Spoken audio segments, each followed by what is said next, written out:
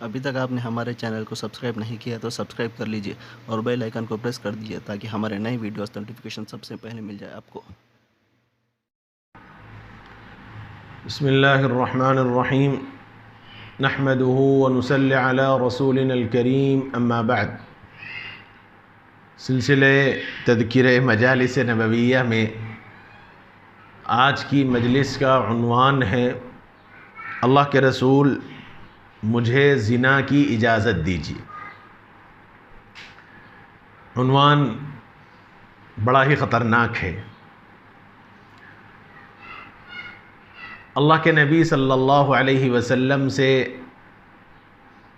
صحابہ الگ الگ انداز سے بات کرتے تھے۔ اس سے پہلے میں نے بتلایا کہ جو شہر کے صحابہ تھے، جو اللہ کے نبی صلی اللہ علیہ وسلم کی مجلسوں میں بار بار بیٹھتے تھے، حضور کے ساتھ رہتے تھے، تو ان کا معاملہ الگ تھا۔ وہ حد ادب سے واقف تھے، بڑے ہی وقار، اطمینان، سکون اور حد ادب میں بات کیا کرتے تھے۔ ان کا عالم تو یہ تھا کہ وہ سوال میں پہل بھی نہیں کرتے تھے، بلکہ حضور اگر کوئی سوال کرتے تو باوجود واضح جواب ہونے کے جواب دینے میں پہل بھی نہیں کرتے تھے، اور یوں کہتے اللہ ورسولہ اعلم، کہ ہو سکتا ہے کہ ہم کچھ اور جواب دیں، نبی کچھ اور جواب دینا چاہتے ہوں۔ یہ صحابہ کا مزاج تھا، لیکن علم کا شوق تھا اور اینٹک سوالات کے جاننے کا علم تھا، شوق تھا، ولولہ تھا، جذبہ تھا۔ تو دل میں ہمیشہ یہ تمنا رہتی تھی، یہ خواہش رہتی تھی کہ کاش کوئی منچلا آدمی آ جائے، کوئی دیہاتی آدمی آ جائے جو نبی سے زیادہ واقف نہ ہو، نبی کے حد و ادب سے واقف نہ ہو، تو وہ بلا تکلف کوئی سوالات کرے اور اس کا علم ہمیں ہو جائے۔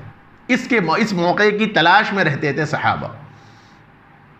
ایسے ہی آج کی مجلس میں بھی ایک نوجوان ہے، بڑا عجیب و غریب سوال اس نے آ کر کیا۔ منشأ نبوت سے، حد ادب سے واقف نہیں تھا، لیکن مسلمان تھے، پکے مسلمان تھے، لیکن اپنے غلبے سے، اپنے خواہشات سے مغلوب تھے۔ بے قراری اور بے کیفیتی والی طبیعت دل میں بسی ہوئی تھی۔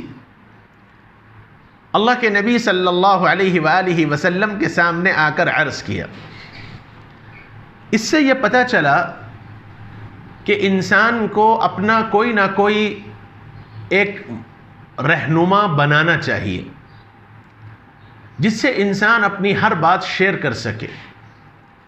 آج اس وقت عمومی اعتبار سے ہم جس مسائل کے سے دو چار ہیں، اس کی وجہ یہ ہے کہ ہمارا کوئی صحیح رہنما نہیں ہے، صحیح رہنما جو ہمارا ہر اعتبار سے ہماری رہنمائی کر سکے، جو ہر اعتبار سے ہمیں گائیڈ لائن کر سکے، گائیڈ کر سکے۔ وہ ہمارے لیے کوئی گائیڈ لائنز بنائے، کوئی رہنمایانہ اصول مرتب کرے جس کے مطابق ہم زندگی گزاریں۔ اور یہی چیز ہے تصوف کا مطلب۔ بعض لوگ تصوف کا غلط مطلب نکالتے ہیں، بعض لوگ سمجھتے ہیں کہ یہ پیری مریدی کوئی بے وقع چیز ہے، اس کی کوئی اہمیت نہیں ہے۔ پیری مریدی کا بنیادی مقصد ہی یہی ہے کہ اس راستے سے، اس رہنمایانہ اصول سے، اس بزرگ کے بتلائے ہوئے طریقے سے اللہ تک قرب حاصل ہو جائے اور اپنی عبادات میں جلا بخشیں، اپنی عبادات میں لطف اندوز ہوں، اپنے درجات میں ہم اضافہ کریں۔ یہی مقصد ہے تصوف کا، اللہ کے بندوں کو اللہ کے راستے سے اللہ تک پہنچانا۔ موٹے الفاظ میں اللہ کے بندوں کو اللہ کے راستے سے اللہ تک پہنچانا۔ تصوف کوئی اسلام سے ہٹ کے چیز نہیں ہے۔ تصوف کا مطلب یہ ہے کہ اللہ کا راستہ، اور اللہ کا وہ راستہ ہے جو نبی کا بتلایا ہوا ہے۔ معلوم ہوا کہ اگر کوئی پیر اور مرید ایسے ہیں جو اسلام کے طریقے سے ہٹے ہوئے ہیں، جو شریعت کے اصول سے ہٹے ہوئے ہیں، تو وہ پیری مریدی معتبر ہی نہیں ہے اسلام کے اندر۔ ایک رہنما ہونا چاہیے جس کی بنیاد پر انسان اپنے دل کے حالات کو، اپنی کیفیتوں کو ان سے شیئر کر سکے۔ ذہن میں ایک سوال عام طور پر ایسا پیدا ہوتا ہے کہ صاحب میں گناہ کرتا ہوں تو یہ میرے اور اللہ کے درمیان کا معاملہ ہے، میں کسی کے سامنے کیوں بیان کروں؟ چاہے میرا شیخ ہی کیوں نہ ہو، میرا پیر بھی کیوں نہ ہو، میں اس کے سامنے کیوں بیان کروں؟ میں اللہ سے ڈائریکٹ معافی مانگ سکتا ہوں، یقیناً اختیار ہے، لیکن شیخ کا سینہ رازوں کا قبرستان ہوتا ہے، شیخ کا سینہ رازوں کا قبرستان ہوتا ہے۔ اللہ تعالیٰ نے شیخ کامل کا سینہ ایسے ہی بنایا ہے۔ یہ عاجز اپنے شیخ، میرے مربی حضرت اقدس حضرت مولانا شاہ محمد جمال الرحمن صاحب مفتاحی قادری چشتی دامت برکاتہم سے ایک سوال اسی قسم کا کیا تھا، اور حضرت سے یہ عاجز نے خود سوال کیا تھا کہ جب حدیث کے اندر گناہ کے ذکر نہ کرنے کا ذکر آیا ہے، کسی کے سامنے گناہ بیان نہ کرنے کی بات آئی ہے، تو شیخ کے سامنے بھی اپنے گناہ کا اظہار اور اقرار کیوں کیا جائے؟ تو حضرت والا دامت برکاتہم بڑے ہی مشفق اور بڑے ہی محبت والے ہیں۔ حضرت والا دامت برکاتہم نے یہی بات مجھ سے فرمائی تھی، یعنی جو میرے سوال کا حاصل تھا، کیا گارنٹی ہے کہ شیخ کے دل میں اپنے مرید کے متعلق کوئی بدظنی پیدا نہ ہو؟ ایک گناہ، ایک کام جو میں غلط کرتا ہوں، بار بار مجھ سے وہ اس پہ قرار نہیں ہوتا، مجھ سے وہ کام چھوٹتا نہیں ہے، اور میں اپنے شیخ کو بار بار یہ بتلاتا رہوں کہ میں اس سے یہ گناہ ہو رہا ہے، مجھ سے یہ گناہ ہو رہا ہے، مجھ سے یہ گناہ نہیں چھوٹ رہا ہے، تو پھر شیخ کیا مجھ سے بدظن نہیں ہوگا؟ شیخ بھی تو انسان ہے۔ اصل میرے سوال کا یہ حاصل تھا۔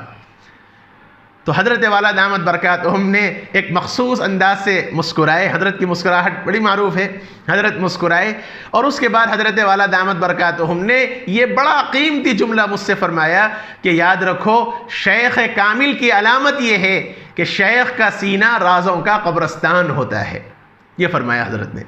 اور مطلب پھر حضرت نے فرمایا اللہ تعالیٰ شیخ کے سینے سے، شیخ کے دل سے اس کو ختم فرما دیتے ہیں، اور شیخ جیسے جیسے بندہ اپنے گناہوں کا اور اپنی غلطیوں کا اعتراف شیخ کے سامنے کرتا ہے تو علاج اللہ اپنے شیخ کے دل میں خود ڈالتے ہیں، یہ فرمایا۔ اور ایک مجلس میں حضرت والا حضرت مولانا محمد عبد القوی صاحب دامت برکاتہم نے فرمایا کہ شیخ کے سامنے جب گناہوں کا ذکر کیا جاتا ہے تو شیخ اللہ کی طرف رجوع کرتا ہے، اللہ تعالیٰ سے مانگتا ہے، جیسے اپنے لیے دعائیں مانگتا ہے، رات کی تنہائیوں میں وہ شیخ اپنے سالکین کے واسطے بھی دعا کرتا ہے، اور یہ دعائیں انشاءاللہ لگ جاتی ہیں۔ اور یہی وجہ تھی صحابہ کرام رضوان اللہ علیہم اجمعین کے شیخ کامل اللہ کے نبی صلی اللہ علیہ وسلم تھے۔ زندگی کے ہر معاملات صحابہ حضور سے ڈسکس کرتے تھے، حضور سے پوچھتے تھے، اور بعض بے تکلفی میں پوچھ لیا کرتے تھے، اور بعض ذرا جذبات اور سلیقے میں اور ادب کے پیرائے میں پوچھتے تھے۔ آج کی مجلس میں یہ ضمناً کچھ باتیں آ گئیں جو ضروری محسوس ہوئیں۔ آج کی مجلس میں ایک نوجوان حاضر خدمت ہوئے، اور انہوں نے آ کر اللہ کے نبی صلی اللہ علیہ وآلہ وسلم سے ایک عجیب سوال کیا۔ یوں فرمایا، اللہ کے رسول آپ مجھے زنا کی اجازت دے دیجئے۔ کتنا خطرناک سوال تھا، کوئی اور ہوتا تو ڈانٹ کے بڑھا دیتا، پاگل ہو گیا، کیسا سوال کر رہا، دیوانہ کہیں گا، کیا بول کے پہنچ رہا، اس قسم کے جذباتی الفاظ کہتا۔ لیکن سلام ہو میرے آقا پر، سلام ہو میرے آقا پر، میرے ماں باپ کی جانیں قربان ہو میرے آقا پر، کیا محبت بھرے الفاظ میں۔ اور حالانکہ مجلس میں جو لوگ موجود تھے انہوں نے اس گستاخانہ اور بیہودہ سوال سے غصے میں آ گئے، کیونکہ صحابہ حد ادب میں تھے، اور نبی سے اس قسم کا سوال جو ناجائز کام تھا، جو حیا کے خلاف کام تھا، جو ایک انسانی طبیعت کبھی گوارا نہیں کر سکتی تھی، ایسا بدتمیزی والا سوال حضور سے کر لے تو صحابہ کو کب گوارا ہوتا۔ غصے میں آ گئے اور برا بلا کہنے لگے، اور اللہ کے نبی اور اس سے کہا کہ خاموش ہو جاؤ، کیا کہہ رہے ہو؟ لیکن رحمت عالم صلی اللہ علیہ وسلم نے نہایت تحمل سے اس کی بات سنی اور اس سے کہا کہ قریب آ جاؤ۔ جب وہ قریب ہوا تو آپ صلی اللہ علیہ وسلم نے اس سے پوچھا، بتاؤ کیا تم یہ پسند کرتے ہو کہ کوئی تمہاری ماں سے یہ برا کام کرے؟ کیا تم یہ چاہتے ہو، کوئی پسند کرتے ہو کہ کوئی غیر آدمی آئے اور تمہاری ماں سے نعوذ باللہ زنا کرے؟ اس نے جواب دیا، میری جان آپ پر قربان، اللہ کی قسم ہرگز نہیں۔ آپ صلی اللہ علیہ وسلم نے فرمایا، لوگ بھی اپنی ماؤں کے ساتھ یہ گناہ فعل پسند نہیں کریں گے۔ پھر آپ صلی اللہ علیہ وسلم نے پوچھا کیا تم اپنی بیٹی کے ساتھ یہ عمل پسند کرو گے؟ اس نے جواب دیا میری جان آپ پر قربان، اللہ کی قسم ہرگز نہیں۔ یہ سن کر آپ صلی اللہ علیہ وسلم نے ارشاد فرمایا کیا تم پسند کرتے ہو کہ تمہاری بہن کے ساتھ یہ معاملہ ہو؟ اس نے کہا آپ پر میری جان قربان، اللہ کی قسم ہرگز نہیں۔ پھر آپ نے فرمایا کیا تم اپنی پھوپھی کے ساتھ یہ فعل برداشت کرو گے؟ اس نے کہا میری جان آپ پر قربان، ہرگز، اللہ کی قسم ہرگز نہیں۔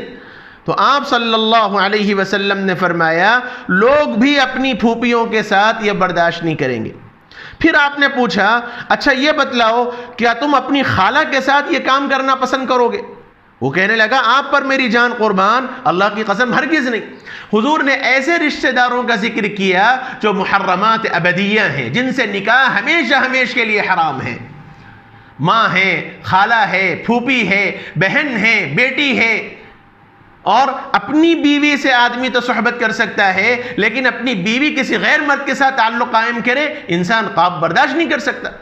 اللہ کے نبی صلی اللہ علیہ وسلم نے عار دلاتے ہوئے فرمایا یہ بتلاؤ کیا یہ سب کام کیا تم اپنے ان رشتہ داروں سے کوئی غیر مرد کر لے تمہیں برداشت ہوگا؟ تو کہا کہ اللہ کے رسول ہرگز نہیں۔